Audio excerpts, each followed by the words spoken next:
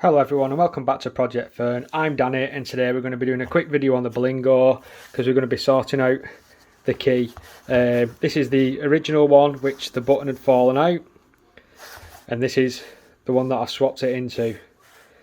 So I bought the replacement key and I hope that I could just switch the top panel out, but with this being a reproduction it didn't fit the same. But I'm going to quickly show you in this video today how we switch them over. It's dead simple.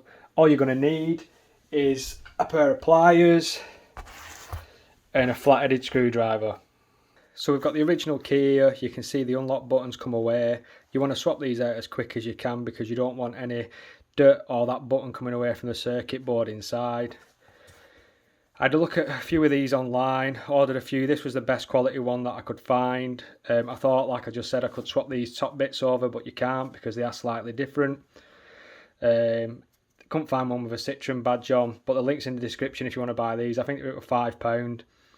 So first thing I like to do with these keys, it's dead simple, is while it's all together, I like to get pliers on it and literally just wiggle the actual blade out. That's as easy as it is. And then we come to inside. I like to pop it open at the top. I then remove this circuit board. Should just pop off. Bit of a wiggle, because at an angle, so there you go.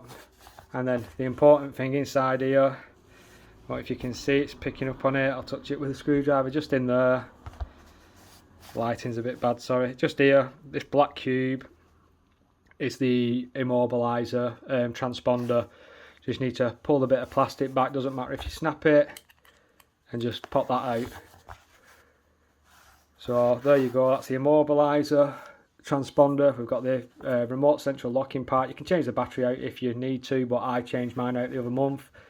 And then we've got the actual fob bit as well. So as far as we're concerned, this old Citroen fob is done with.